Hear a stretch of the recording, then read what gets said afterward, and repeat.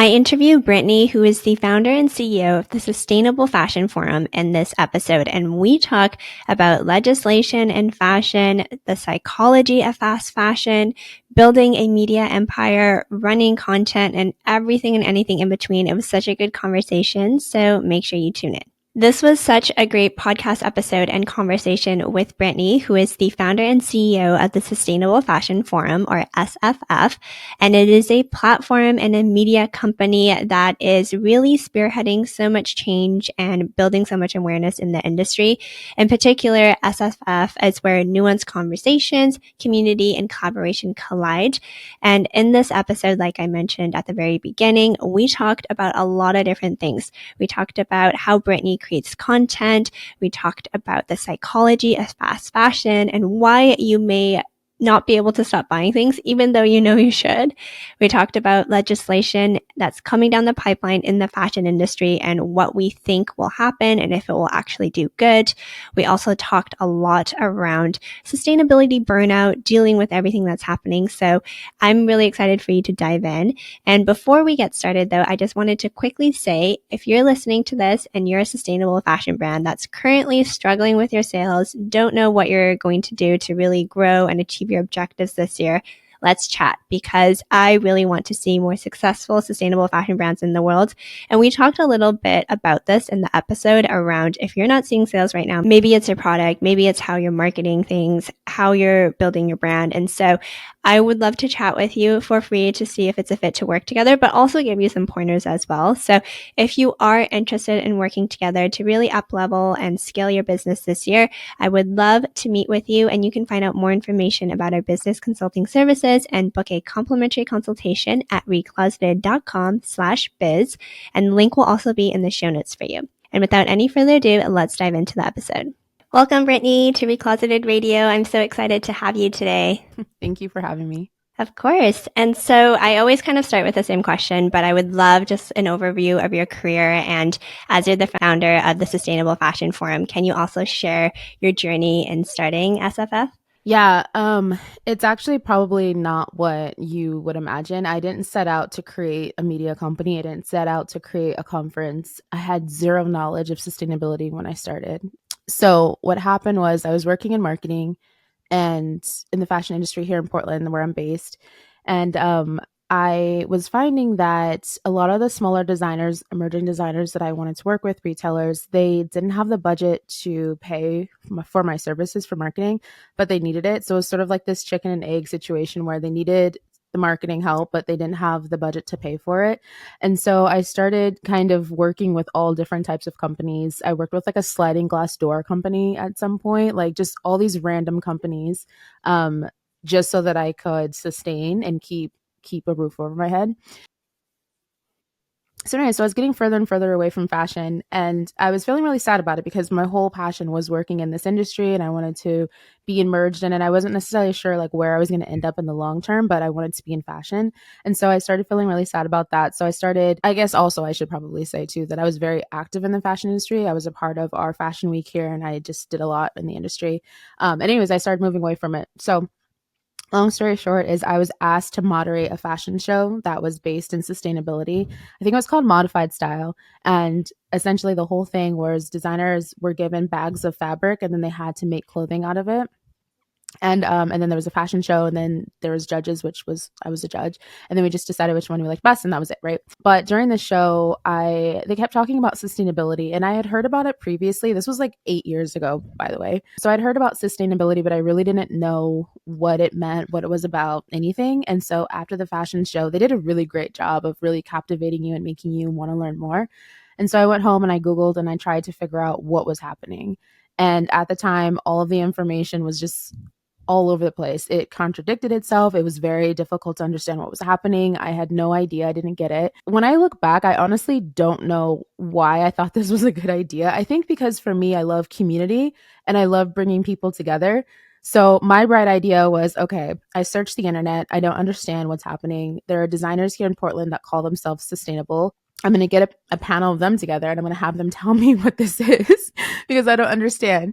And I was like, all right, well, if I'm interested in this, chances are there's other people that are interested in this as well. Yeah. So I put together an event The very first event, 250 people showed up, and I was like, wait, what? I was not expecting this. I had no team, I had no one. So essentially, it was me and an intern and my mom running around like crazy trying to do all the things. I learned nothing during the event because I was producing an event, right? And so I thought it was a complete just I don't know if you cuss on Yeah, this you can guess. podcast, but I thought it was a shit show. I was just like, what is happening here? But afterwards, everyone kept coming up to me and asking me if I was going to do it again. And I was like, wait, what? You want this? You're like, I'm you not want doing this again. Yeah, I was like, are you kidding me? Like, this was a mess. Like, I'm exhausted. Like, what? But everyone kept asking me. So I was like, all right, like maybe I will. And at the time I had a marketing agency and then a one person marketing agency. And then I also was trying to create this community around business and fashion. So I just made it a part of that. And honestly, at first, it really wasn't about sustainability because I didn't learn anything, you know? But what I really did enjoy was bringing people together. And I was curious about the topic. And so I kept immersing myself in it, learning more, talking to different people. And from there, that's where I really developed my interest in it. But even further than that, I think it wasn't until a couple years ago that I discovered psychology and consumer behavior and how that ties into everything. And now, I mean, I'm like obsessed because I found what was my layer of the onion that I'm really passionate about, which is that consumer aspect. But yeah, at first, like I said, I didn't really know that much about sustainability. And I think also what was really important is that I didn't try to position myself as someone who had this knowledge. I didn't like try to read the internet and then tell everyone what sustainability was. I was more so like, let's connect. Like, y'all have the information. Yeah. I'm curious. I know other people are curious. So let's connect that bridge.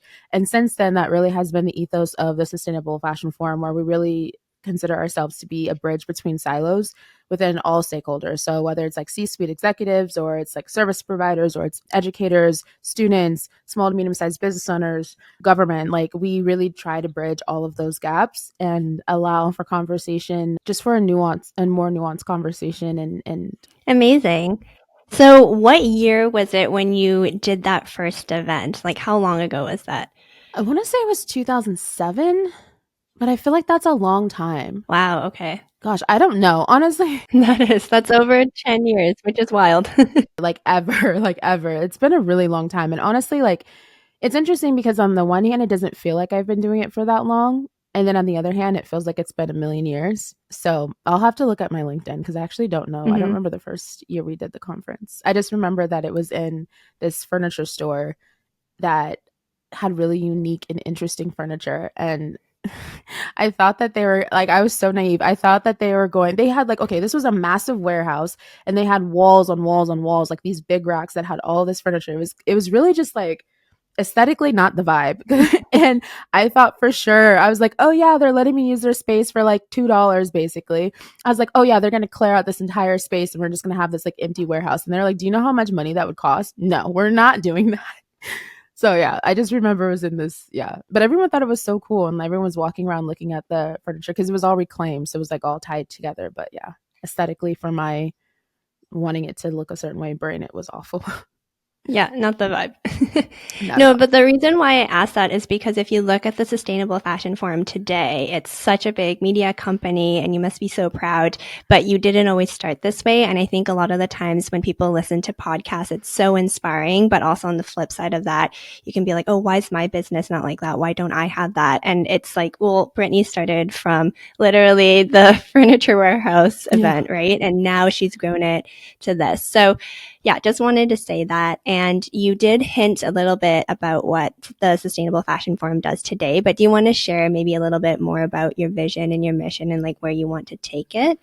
So the Sustainable Fashion Forum is really in this transitional place right now where we are striving for that next chapter, which happens to be the theme of our conference this year.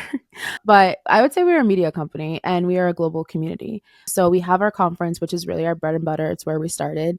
And now we have our job board, which has been incredibly successful. It's a sustainability specific job board. So any job that is sustainability specific at any company in fashion, we share it. And that's been wildly successful. And then we also have our podcast, the Crash Course Fashion podcast, which is taking a hiatus right now. We're actually getting ready to launch another podcast called Green Behavior, which is all about the psychology of sustainability in fashion and business, which I'm really excited about. Cool.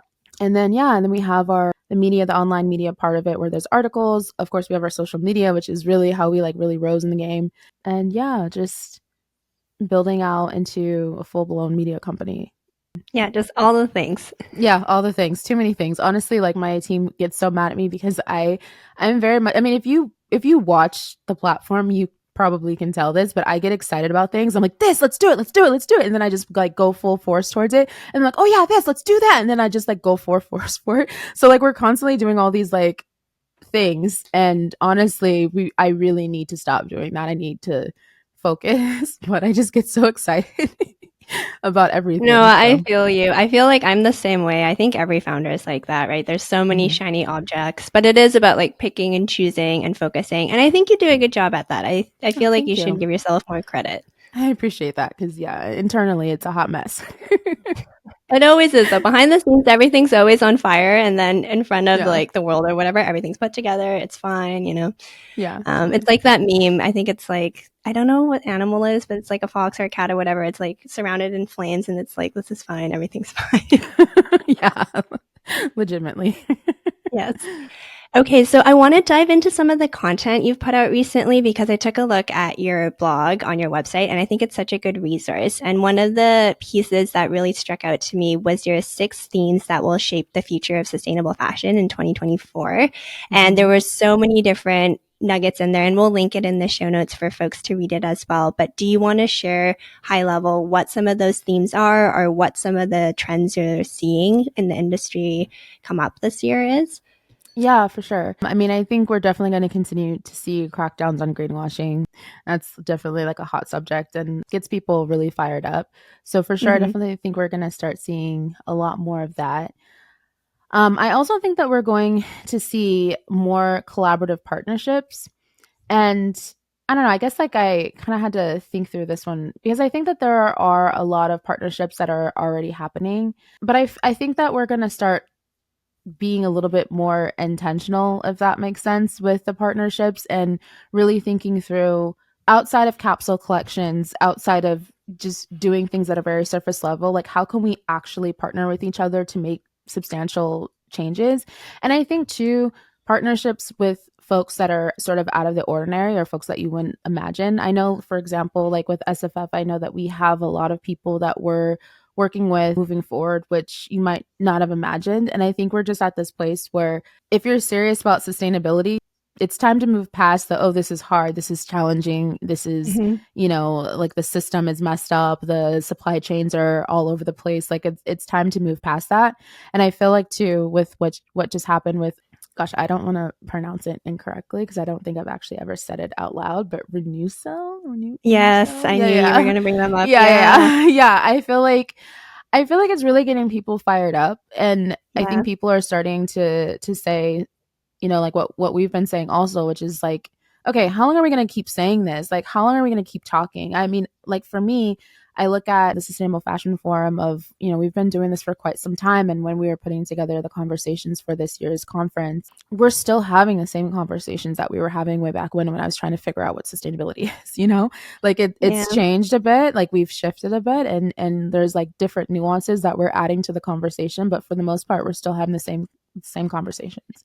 I don't think that is specifically something that I had said that we had said is going to be one of the things that's going to be a focus this year, but I feel that is one of the things as well. We also talked about repairs, which we're seeing Beja opened up a new shop and it was all about repairs, not even selling. So yeah, things like that. But I think also one trend for the new year and moving forward that we're really trying to spearhead is thinking about the psychology and thinking about the other layers of sustainability. Instead of just saying buy less, buy better, telling consumers that, truly understanding their wants, needs, and desires in order to shift their behavior, in order to enable them to participate in these systems. I think that's going to be a focus as well. I've been seeing a lot more people talking about it, which has been really exciting for me who nerds out about it. So yeah. And there's a lot there. So I want to dive a little bit deeper. I think first and foremost, I agree with you. I sometimes go to conferences and events or just talk to people in just like in my community as well. And there is this big frustration that it's 2024, which is insane. And we're Yeah. still talking about things I feel like when I first entered the scene in like 2015. Like it's just, why Mm. is this still happening? But there is the legislation and regulation that you were talking about. So do you think what's happening is actually going to move the needle and move us in the right direction, or do you think it's still wishy-washy and more of the same thing? Yeah. I mean, I'm not incredibly versed on the legislation part of it, so I don't want to sound stupid or say something that's dumb. I'm just gonna give like my honest opinion Yeah, just based your on like what I've thoughts. seen. Yeah, yeah. So I think that it'll definitely move us in the right direction. I think that I just want it to be more aligned. There are a lot of things that are just popping up, like Washington put out something also Mm-hmm. randomly. And the industry was like, can you like not? Because actually, all you're doing is adding to the confusion. There's already legislation out there on the table that is addressing what you're saying, and you're just adding to the confusion. So again, like I don't have a lot of knowledge in this area. This isn't like my specialty, but I just feel just from what I'm seeing is that it almost feels like everyone is sort of racing to put out pieces of legislation, contribute to the conversation. And it's very disjointed. And I feel like for something that's supposed to help add balance or add like a meeting place or like a I don't know. I feel like it's just adding a lot of confusion. I definitely think that we need legislation, so that's not the question. I just think it's a matter of like how we're going about it. I really want to see more collaboration amongst all of these folks. And I think like that's the hard part, right? Is because it's a global industry. Everybody has conflicting beliefs on what is the path forward and like what we should be focusing on. And so how can we ever come to an agreement and be on the same page? But I think that we desperately need to do that. I think that that goes back to the collaboration that I was talking about, where it almost feels like folks are, and this isn't just in the legislation space, this is just across the board, but it almost just feels like everyone is trying to be the one that did the thing, and instead of collaborating and working with others and we all did the thing and we all got there, it almost feels like people just like want to be the one that this person did XYZ thing, or like, I don't know. It's just like, it's very interesting. I mean, I'm totally rambling now, but I think about like LinkedIn, which I love, and I love the folks that I'm connected to, but sometimes it feels like we tear things apart so that we can build up our own personal brand, or Mm. like there's like a lack of support in different areas so that we can be the one. I don't know. Like, I don't know. I don't know. And then I think like too, sometimes I wonder like, are we even truly, well, I won't say that. But yeah. You Yeah, can. You there can I go have there. a yeah, I just have a lot of thoughts around like the way that we're moving forward. I don't know, I feel like there's a lot of ego also in this space. You know what I mean? Where it's like people don't collaborate or work with each other, and sometimes it feels like, well, why not? Because you're established and you're I don't know. I Yeah. don't know. I just have thoughts. I feel like being in the sustainable fashion forum space and like just being a fly on the wall in so many different conversations and hearing what, folks say and brands and, I don't know, it's a very interesting industry. So, yeah. No, yeah, totally. I agree with you 100%. We need this legislation, but the way it's being executed is so concerning. I liked your perspective of it being ego, but I also think it's politics, right? It's quite literally Mm, politics. All these different countries, all these different like parts of the world are all kind of competing to see who's going to get there first almost. And for so yeah. long, no one would touch this with a 10-foot pole. And now everyone wants it. It's just so weird. And so we consult brands. And for a lot of our smaller clients, this is super stressful because they ship all over the world. And now they're having to figure Mm-hmm. out like what to do with all this sometimes conflicting legislation. And it's almost doing the Yeah. opposite effect.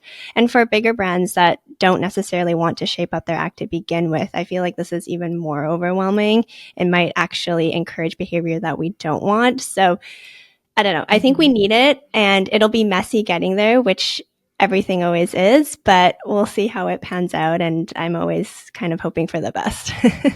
Yeah. Yeah. No, I agree. Like, we definitely do need it. It's just, yeah, I think it just goes back to that, yeah, the collaboration part of it. And it's like, and I also think that it's not like a silver bullet either, which I feel like a lot of people are just saying, like, if we have legislation, then it's it's almost like they're saying if we have legislation, it's going to fix all of the problems that we have.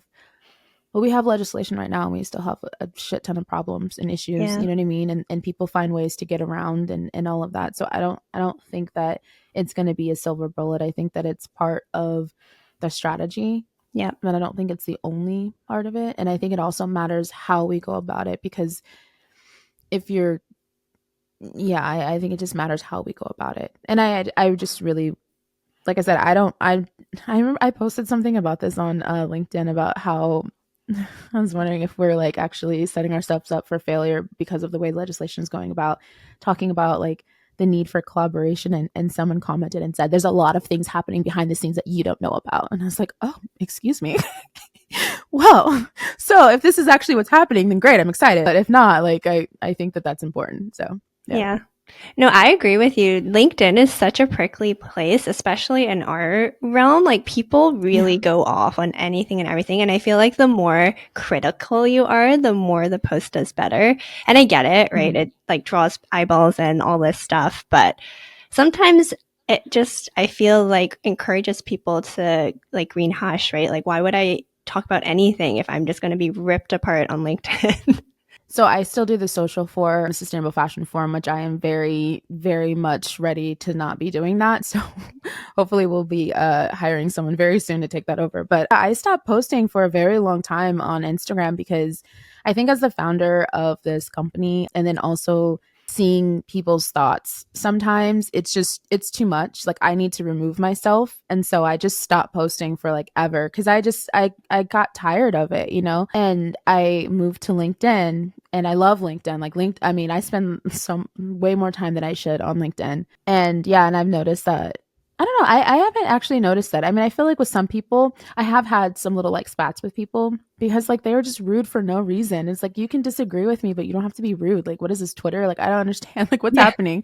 But yeah, I haven't had too much of that on LinkedIn. I actually like really love LinkedIn. So Yeah. hopefully it stays like that, and hopefully for you, your experience is different. It'll like shift.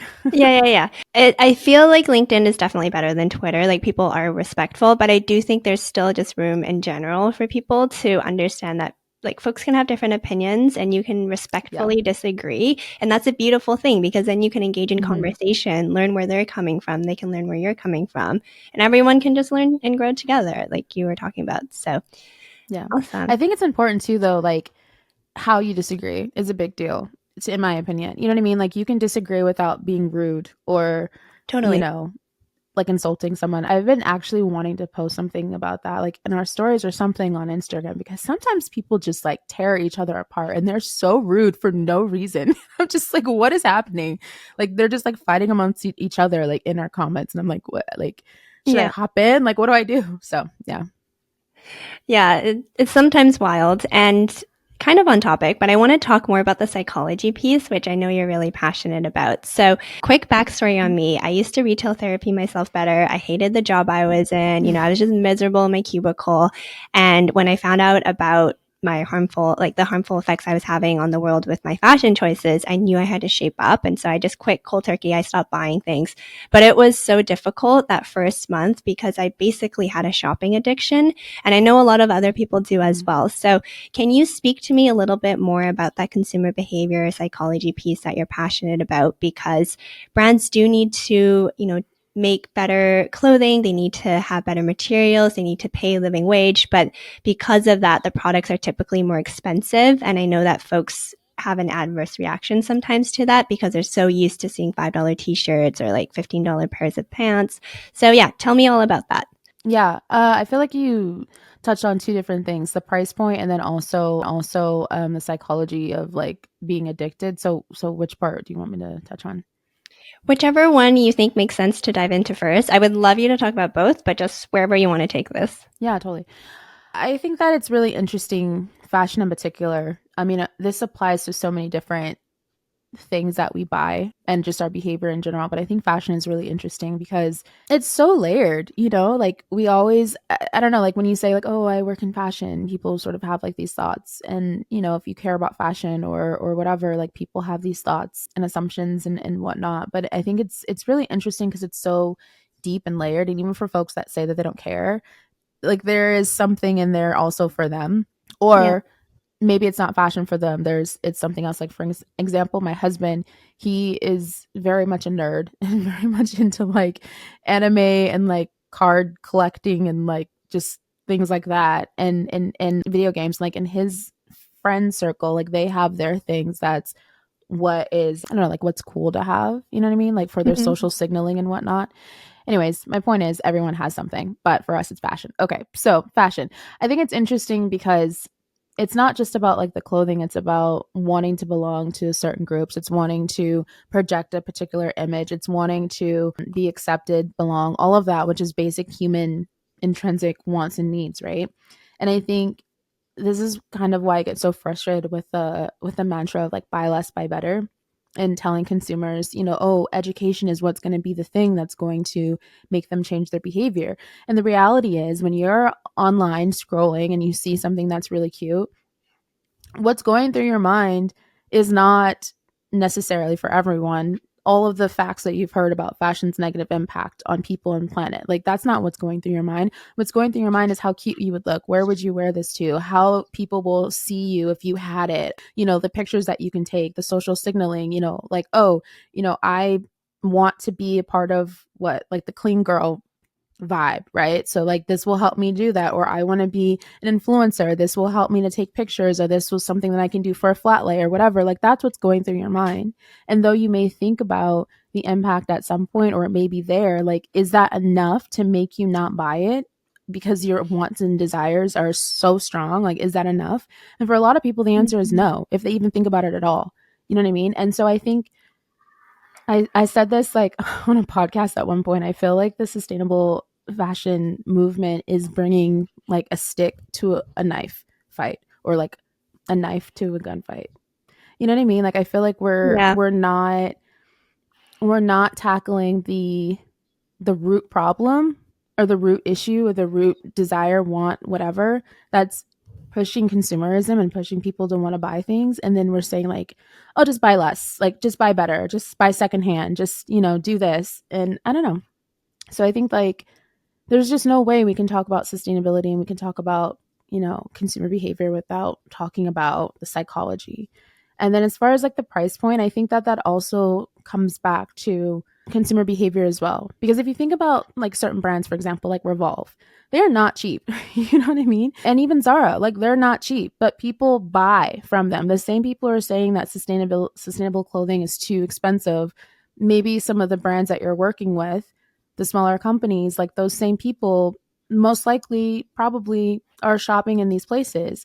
And so I think like at that point, it's not even about the price. I think it's about the brand that you create around your product Yeah. and around your business.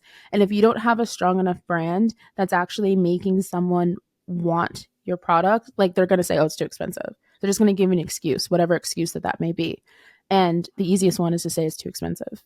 So I think like that is a huge part of it as well, like that brand affinity. I think we don't spend enough time talking about that. We don't spend enough time talking about how to actually create a brand that people want to be a part of, or like that they truly desire. And I think so many small businesses rely on sustainability alone, thinking that that is going to be what draws people to them. Like, oh, I'm a sustainable brand. Everyone cares about sustainability, so they're going to shop with me. And the answer is absolutely not. No, that's not what's going to happen. Where we see small businesses pop up all the time and small businesses fail all the time, because it's so much more than just sustainability. And I think, especially if we're talking about small businesses, I think that they spend so much time on that sustainability, like those credentials, and trying to be the best brand that they possibly can, and spending all of their time, all of their effort there. And then the other aspects just kind of like when they have time, and then, they're no longer in business, or they're struggling. So I think that, yeah, I mean, I think that the psychology applies to our consumption, but it also applies to how we build companies, how we build products, how we build services, experiences, all of that. Yeah, I completely agree. I feel like sustainability sometimes is a band-aid. Like, just talking about what you talked about recently with brands, it's almost which is great, like table stakes now to have some sort of strategy around what you're doing. And you do need to create a brand, like you mentioned. Like if you think about handbags, you can buy like a $15 handbag from a fast fashion brand, or you could buy an Hermes Birkin bag. And people are still paying an obscene amount of money for Birkin because they've built up that brand, to your point. So totally agree with you. And I think for a lot of my clients, I always tell them, get the better materials, pay a living wage, charge what you need to charge, and then figure out a way to craft your story, build your brand so that you can demand those price points instead of being worried about like, oh, I need to compete with H&M or whoever, right? Like I think it just makes so much more sense to think about it more strategically in that way, like you were talking about. Yeah, but I think that that's the problem, or that's the challenge, is that being able to tell your story in a way that actually resonates is the challenging part, and that people Yeah. actually pay attention to and care about. I think that that is like all like check the box, check the box, check the box for all the things that you just said, and then once it gets to like the marketing, like getting folks to actually care part is the hard part. So Yes. yeah. Totally. Do you have any ideas or tips there just from like a psychological perspective or just a marketing perspective? You know what I really would love to see is people be brands be more authentic to themselves and who they are and what their brand is. I feel like just from observation, everyone is the same. Everyone markets the same. Everyone tells their story the same. The photos are the same on Instagram. Their websites are the same. The products are similar because of, you know, like the constraints that they're working with. Like it's just so much sameness. And Mm-hmm. no offense to anyone, you know, I used to work in this space with smaller brands, but sometimes I wonder, like, you know, I know that you're passionate about wanting to provide a better product, a better option for consumers, but like, what is really so different about your brand that you should exist? Like, I think Mm-hmm. like that's a really something that should be thought about. You know what I mean? Because at the end of Yeah. the day, like, you create this brand that's really no different from the other brands that are out there. You're creating product, so there's more product in the Yeah. world. And unfortunately, it's not selling, so you just have more product, and then it's just more product in the world. You know what I mean? But I think like Yeah. if you then this isn't to like deter people. The question is like if there's really nothing different, maybe that's where you need to start, is like sit down and think, okay, what truly is different about me? And what value can I bring to this space? And how can I be different? And how can I reach people in a way that clearly isn't working for all of my competitors? You know what I mean? Like I Yeah. feel like people just sort of like follow this mold of like, okay, website like this and colors like this and plants like this and this and this and this. And then they're like, but I'm not selling. It's like, well, like you literally just copied someone that's not even doing well. Like, you know what I mean? Or you're following the same aesthetic that's not working for these people either. Yeah. So why would you do the same thing? Like when I started the Sustainable Fashion Forum and like I was thinking about the way that I was putting it out there in the world, I started off doing what I saw at the time. If you scroll down our Instagram, like you can see it clear as day. And then I realized, first of all, that's not even me. Like, I don't, that's not actually like my style. And I don't actually really like the muted colors and all of that. So why am I doing that? And so I started using bright colors. I started using fashion photos, like more fashion centric photos, and just started doing it differently based on what I was attracted to. And then the platform skyrocketed. You know what I mean? So I just think Yeah. like, why are we following this model that's not working for anyone? Like this is for small brands, this is for service providers, this is for everyone within this industry, any industry really. Yeah. Like why are we following?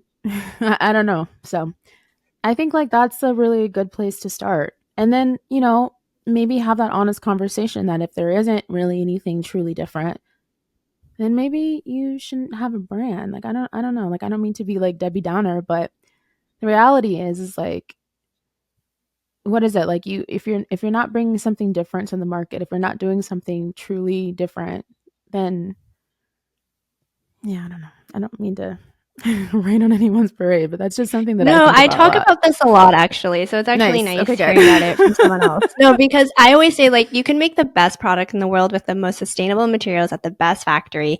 But if it's just like everything else and no one wants it, you've just made sustainable junk and we don't need that. Oh, I like that. So I always tell my clients like you need to create a product that solves a problem. So there actually is a need and a want. And I know we're talking about clothing and sometimes that can be seen as frivolous, but one of my clients just launched this amazing dress dress because she loves to travel. So it's wrinkle proof, it's like sweat proof, it's stain proof. It can be worn like 3 different ways. It's like, that's what I'm talking about, right? Like we have so many dresses out there already, but she's trying to actually make something that's so different. And that's, I think, how you can charge premium price points. You can demand a space in this very convoluted place. But yeah, I completely agree with you. I don't think you're a Debbie Downer at all. I think it's just a healthy reality check. Yeah, totally. Yeah. And then like for your client, then yeah, like marketing the hell out of that. And like, you know what I mean? Like, so everybody knows. Yeah. Yeah. It's hard. I mean, we get a lot of people like in our inbox, like wanting to partner with us on different things. And yeah, it's hard. It's hard. Yeah, totally. So you've been running SFF for a really long time, but what are some milestones and accomplishments you're proud of over the past few years?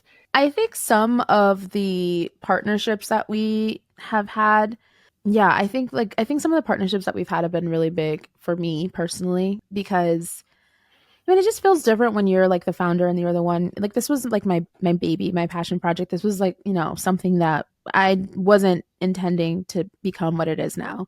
So I guess seeing it grow up, you know what I mean, has been a milestone for me, and seeing like it go from, you know, oh, my little baby, to like, oh, I have like a little toddler now, you know. And I guess like time wise, maybe she should be a teenager by now, but she's still a toddler. That's okay. But I think that, and honestly, for me, I felt the milestone is also changing my thought process around it, because for so long I was just like, oh, it's my baby, like.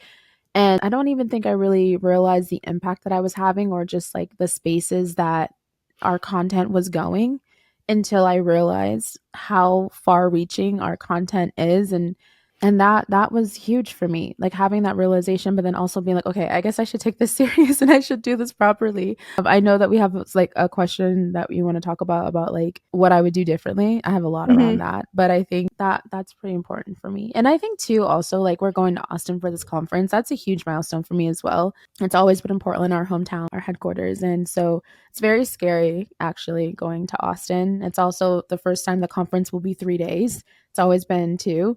1 day full of conference programming, and then 1 day for like the pre-event type stuff. And then this year there's 2 days of conference, and then that. So that's a milestone, but also very scary. But yeah, it's exciting. And I think just seeing like it evolve is that. I don't know that I can point to a specific milestone right now, but I think generally overall that's it. Yeah, that's great. I mean, that's huge. You have such a big impact, and I feel like the impact probably is one of the biggest milestones, because it's probably why you set out to do what you do, right? Yeah. Okay, let's talk about your learning lessons then, or like what you would do differently. If I could scream into this mic right now, monetize, monetize, like Jesus, yes, monetize. That is like the biggest. And it's crazy because when I was doing my consulting, like I would have been like, wait, what? You're not doing this? But anyways. So we are going backwards. I built a platform, as I said, and it was just sort of like a passion project, something I was doing. And I never really thought through, how are we sustaining this? And now, how many ever years later, now I'm like, okay, you know, either we're not going to do this anymore, or we got to get that part figured out. So yes, I would definitely recommend not building a platform with like 200,000 followers and like reaching like almost 1 million people across all platforms, and then not monetizing that. So that was And then along with that is building a team. So like therapy session, for a very long time, I had this feeling of having to prove myself. And I realized like now, like where that was coming from. But I had just like this, it was just like, I don't know, I had this issue. So for me, I got a lot of value, personal value, and personal just like feel good, I guess, when people found out that it was me doing everything. And it just made me feel really good when they're like, oh, wow, it has this reach, and you're doing this and you're doing that, and it's only you. It's just you. Like what? Like that gave me so much. And then I realized that is not a flex. Like that is not a flex at all. That's not cool. That's not, it's just not cool. So definitely would have grown the team way sooner than I did. that's definitely something. Get help. You can't do everything. And honestly, like, we were talking about like why I built the Sustainable Fashion Forum. It was to be a resource, right? It was to be a place to bring folks together and to be a resource. So with our job board, we're trying to be a resource. With our content, we're trying to be a resource. With our conference, we're trying to be a resource. With everything, it's always about being a resource, which is why I never really focused on the monetization part, because I just wanted to help and do the thing and support the industry and do my part to help us to move forward. But I also realized that in order to truly be that resource, in order to truly help people in these spaces, I need help, because like the Mm-hmm. job board could be doing so much more. But if I don't have help, then I can't do it. The podcast, like I haven't recorded in forever. People are literally blowing up my email and like, and DMing and stuff, asking for more episodes. If we had help sooner, we would have been able to do that. We're launching a new podcast. Yeah. We have help. It's great. But, like with our content on our website, the same thing. So I think monetization and growing a team were the two big things that every podcast person, every business coach, everyone tells you to do. And I was like, no, I'm not doing it. So if I could do it over, I would definitely focus in those areas so much more heavily, because I was kind of here and there doing it, but yeah, not as now we're like, no, the team's growing. So we have people that are going onto the team. We're continuing to grow it, and like now we're not playing around. But yeah, No, that's definitely wouldn't have awesome. done that. But also cut yourself slack, because when you're doing content and you're in the grind, it takes so much time to figure out your monetization strategy, reach out to people, put together like your sponsorship package, media Mm-hmm. package. And then on the backside too, hiring is such like it takes so much time. It's so much work. Granted, it's Yeah. amazing when you have great people in place, but when you don't, it's a Yeah. nightmare. So give yourself some slack. That both of Oh, those thank you. things take time.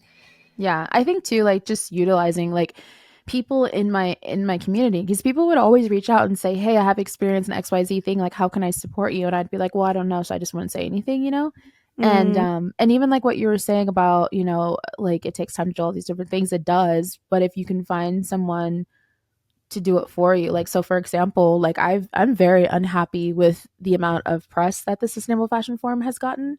I mm, know all of the I know a lot of the journalists, and like we don't get stories written about us. And we're, from my understanding, as far as a conference slash platform like this in the sustainable fashion space, I don't think there's another one that's Black owned, women of color ran, mm. like, to my knowledge. There's stories Yeah. here, right? The we aren't, I mean, I don't know, maybe I'm downplaying, but like in my opinion, I don't feel like we're considered to be on the same level of some of the other conferences and the bigger organizations. And yet we have, like, the CEO of Vestiaire Collective is speaking at the conference this year. You know what I mean? Like, so we have Yeah. these really big, high hitting speakers at this conference that is small. You know what I mean?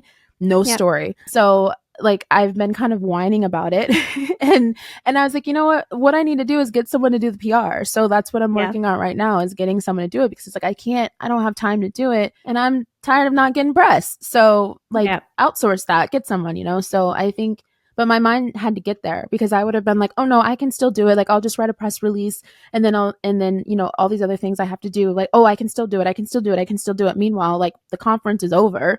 We got no press because I wouldn't ask someone for Yeah. help. Or you're So not sleeping and you're a zombie. that too, that definitely happened. So like now I'm married and have two dogs, so I can't do that in the same way. But before that, like I was pulling all-nighters all the time. It wasn't a big deal, Yeah. which is why I have no friends and I have no life. You know what I mean? Because I was like trying to do everything. I do not recommend that. So yeah. Yeah. Totally. This is a good segue into my next question. I know that a lot of people have really emphasized creating content in today's day and age, be it if you're like a content creator or influencer as your main job, or you have your own business, but it's so much work. It's literally Mm-hmm. another full-time job. And so do Mm-hmm. you have any tips on how you balance creating content? I know you kind of mentioned you were running the socials for a while and you're hoping to outsource now, but how did you stay sane and how did you stay on top of things? I didn't stay sane. It's why I took a major hiatus. I wish I had better advice for this. I know people really look to our content and as inspiration. Yeah, I really wish I had something insightful to say about it, but I really don't. Like, so we started doing like memes and things, but that was generally just because like that would come to my mind and I thought it was funny, or I saw something, Yeah. but I never forced it. You know what I mean? So even now, like there will be pop culture moments, but I don't do a meme because I'm not inspired by it. So I'm not going to do it. I'm not going to Yeah. force it. As far as like the educational stuff, I mean, I've been writing and posting about things that I've been personally interested in, and it so happens that my community is interested in it as well. So I really wish I had something insightful to say here. I do think like finding whatever your thing is, like whatever it is that you're passionate about and sharing content around that, it's like educational content is definitely going to be the thing that is going to really reel people in for sure. But Yeah. I also think it's like how you do it. And like I try to tie in images and things within the slide so it's not just like a bunch of words. Yeah. And I've also found this is probably stupid because everybody probably is like, duh, Brittany, but like, like writing out the content first and then creating like making images for it. Cause I was actually doing it backwards where I was like writing the content as I was designing the image, which was awful. Don't do that. But yeah, I mean, I really wish I had better insight. I mean, I would say also content pillars, like knowing the type of content that resonates with your community and then continuing to do that. But then some people say content pillars, you shouldn't do them. So I don't know. Like, I don't Yeah. know. I think, I feel like, honestly, I don't know. I really feel like you have to like think about like how much time you have and what you're capable of, what your audience is interested in, and then find some sort of happy medium in between that. It's like, I don't really force myself or push myself to post every day. I used to, but I don't. The amount of time people consume content so quickly, share it so quickly, and it can keep going and go kind of viral, whatever. But like the reality is, they read it and then they're done. Meanwhile, you spent all day Yeah. doing it. So I've just found because I don't have like all this extra time, like I need to focus on other areas. But I would say for like brands who are trying to tell their story and do the brand affinity as we talked about, like that is important. So Yeah. I'm giving conflicting information here. Sorry. That's okay. There's conflicting information on the internet, but I do appreciate how candid and transparent you are around the fact that it is messy, it is hard, it does take time, and that's just the reality of it. I think a lot of the times people will make it seem easy and make it seem Mhm. effortless. And meanwhile, behind the scenes, they either have like an agency helping them and or a team. And I feel like that's when the disconnect happens and then people start to feel Mhm. shitty about themselves because they're like, Yeah. why doesn't my account look like that and why can't I be that consistent? Yeah. I will say though, like as far as like, I mean, I am intentional about like how I put together the actual feed of how it looks. But yeah, and I also would say that this is like something like really random. Like, please use font that's big enough to like read. Like, Yeah. like I'm guilty of this because for a long time, like I just kind of was doing whatever. But then I saw this post that was saying it showed like the different fonts like on your computer, what it would resonate or what it would look like on your phone. And my mind, like I've been using 30 like PX like now because yeah, but I see people who have great content, but it's so small. And I'm like, I'm not reading that. And I love your content. So, like, Mm, yeah. So I think maybe that's like a tip I would share. A random yeah. tip is like, just make your font big enough, please. Yeah. Just make it basically as easy as possible for people to consume your content, right? Like hook them in, make the font Hmm. big and yeah, and be passionate about it. I think when you're not interested in what you're doing, it shows and then it feels like a Yeah. drag to do stuff and then you're just not consistent anymore. Yeah. And I think like take inspiration from people, but don't just like copy what you see works for someone else, also. Yeah. I think that that's really important. And so, for you and your team, I know a big part of what you do is just posting about industry trends and news and innovation. And so, how do you all stay up to date on everything? Because things happen and things change so quickly. Yeah, LinkedIn is really great. I love LinkedIn. I'm connected with a lot of people and they're constantly sharing jobs, news, everything, which is why I spend so much time there. So Yeah. LinkedIn is amazing for that. Also just like publications, so like Sourcing Journal, Vogue Business, Business of Fashion.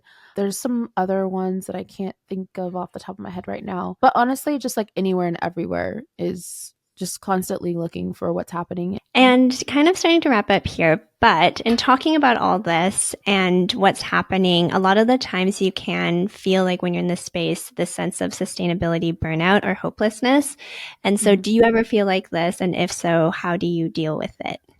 Yeah, I absolutely feel like this all the time. Like Okay, a cool. thousand, 1,000%. Yeah, no, I feel like this a lot. The needs of business contradicts with the needs of sustainability. And so I feel like that is really hard to wrap your brain around. And I've been trying to figure out because we always talk about we need a new system, we need a new way of doing things. And so I've been Yep. just kind of like playing around and trying to wrap my brain around what that system could be. Yeah. And it's very hard because it's really hard to think about what could be when you're like rooted in what is, you know? Yeah. So I feel like it's challenging, and I think, yeah, that's hard. And I think too, I love that more people are being educated and are being introduced to the sustainability space, but I think at the same time it makes it challenging also, because I really wish people acknowledge gray areas more and Yeah. acknowledge the nuances of it more. And sometimes I feel like people don't, based on the conversations that they're having or things that they say. I think for me, like, I'm not trying to put myself on some type of pedestal or anything like that, but for me, I have the understanding of being a business owner, of being a consumer, of being someone who's in the rooms with different brands, so understanding their perspective, understanding, just having a lot of different perspectives, and then using that to guide what I do and say. And I think sometimes Yeah. people don't have all those perspectives, and so if you've never built a business, you don't understand. You know what I mean? So you make comments or say things without the understanding of like what it actually is like to do that thing, you know? So I feel like it's great that so many people are interested, but I do wish that there was more nuance considered when they are having these conversations or sharing their thoughts, which can make it challenging to want to continue because people are refusing to see something or acknowledge something, and then they have things to say. It can kind of like it's very frustrating, you know, Yeah. and to be so close to it and to see some of the things is challenging. And I think I do. And then I feel too, I mean, the reason why I got into psychology and behavioral science and all of that is because I was trying to understand my own thoughts, wants, and desires. Like, I know all about sustainability, I know about the impact, people and planet, but I still want what I want. And so I was trying to understand, why is that? Like, what's making me feel like this? Why are influencers making me want to buy this thing? Like, Yeah. why did, Mariana Hewitt influence me to buy her lip oil? Like, you know what I mean? Like, what's happening? So I think, like, that's challenging too. And then, trying to change people is hard,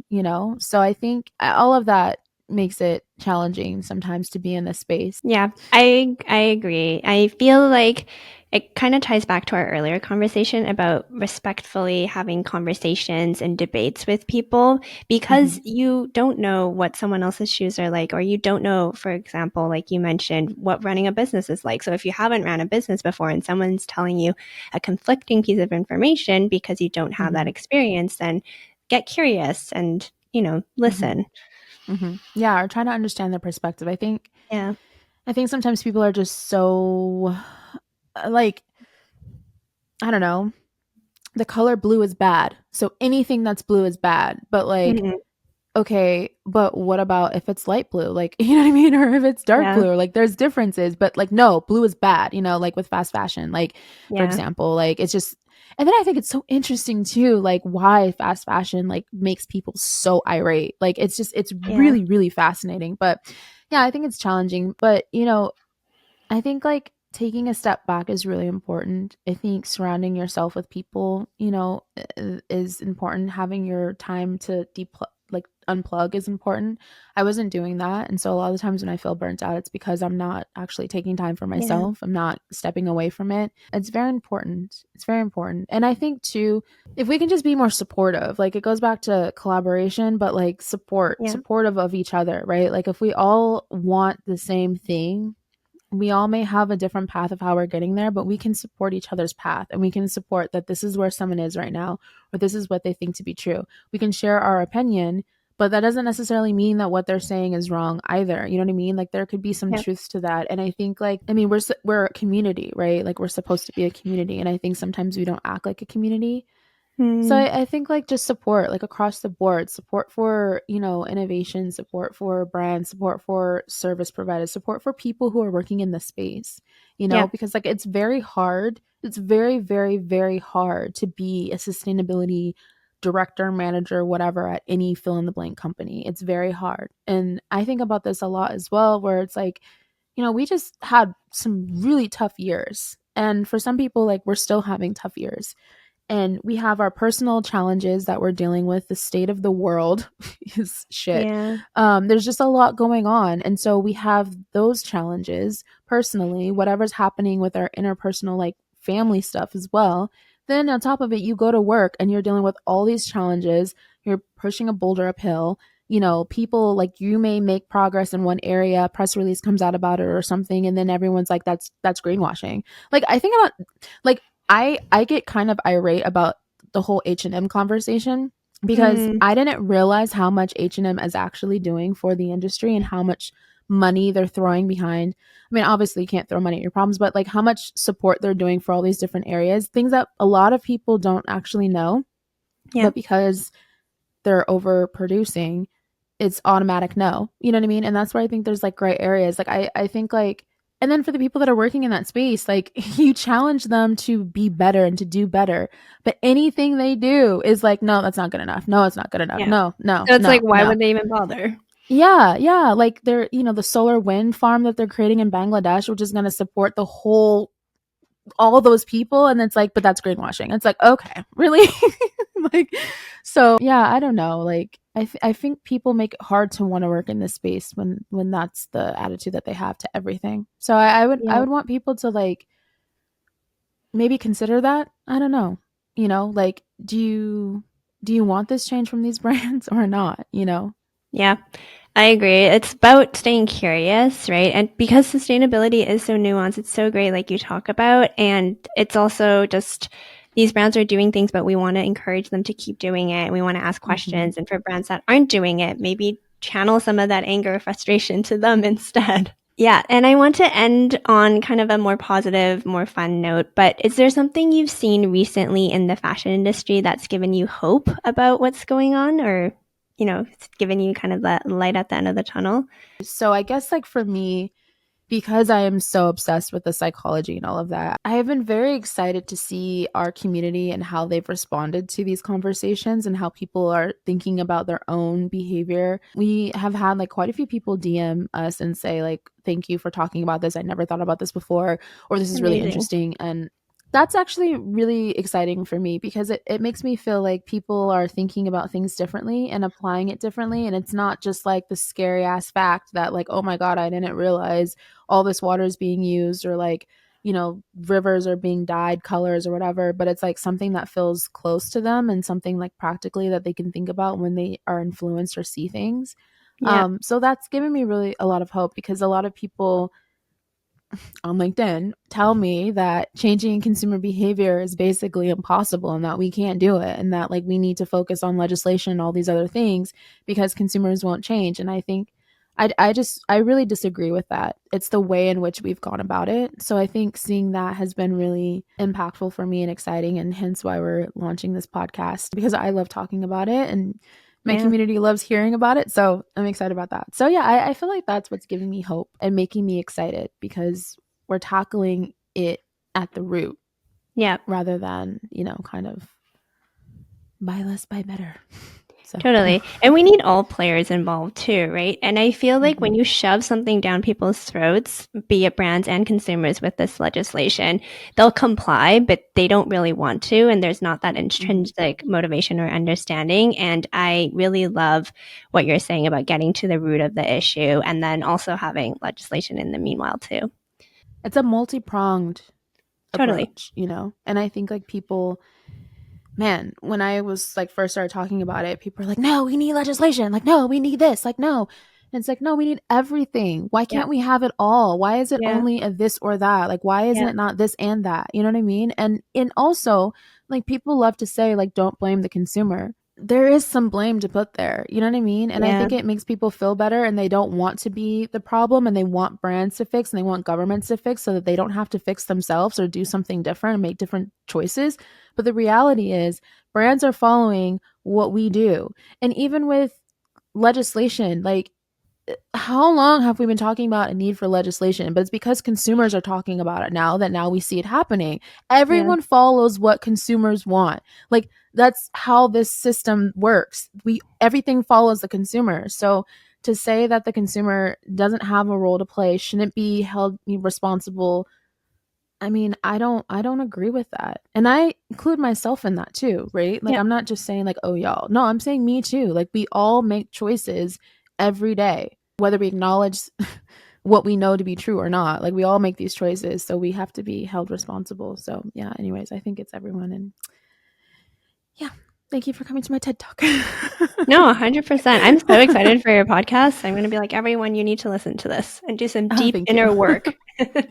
Yeah, I'm excited. I really am. And like the perspective is exactly like what we were talking about earlier of like, Yeah. okay, so we know that we're influenced by these things. We know that we have these intrinsic human desires, wants, and needs. From a business standpoint, what do we do with that? What do we do with Yep. this information? Like, how do we use this to influence the conversations, the products, the services, everything that we're making and doing in order to move the needle? Like, yeah.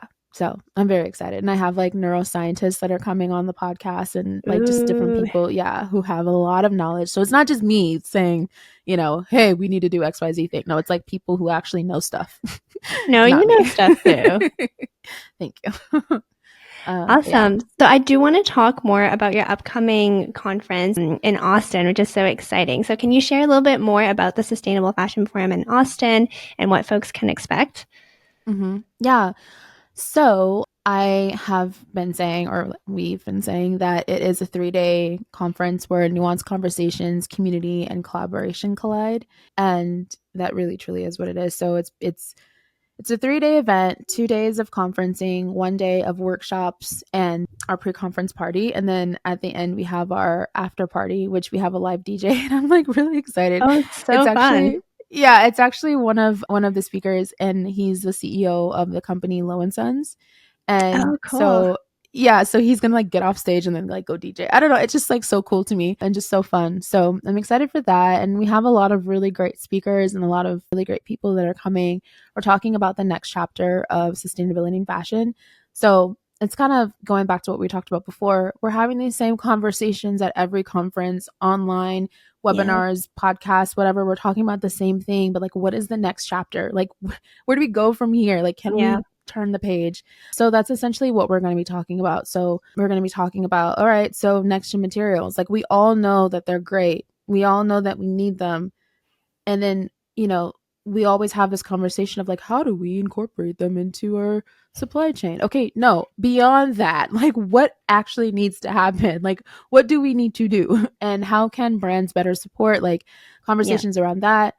We are going to be talking about psychology and behavioral science. I'm really excited about that as well. Talking about how to create these product systems, experiences, services that are actually going to tap into what the consumer wants on a human Yeah. level and get them to engage. So we're having conversations about that. We're having conversations about basically short-term gains, short-term profit versus long-term sustainability. So just so many different Amazing. conversations, yeah, talking about like the next chapter and really trying to dive deeper.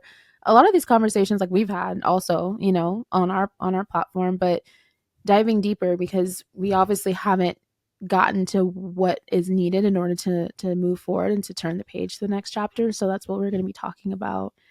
And I'm really excited.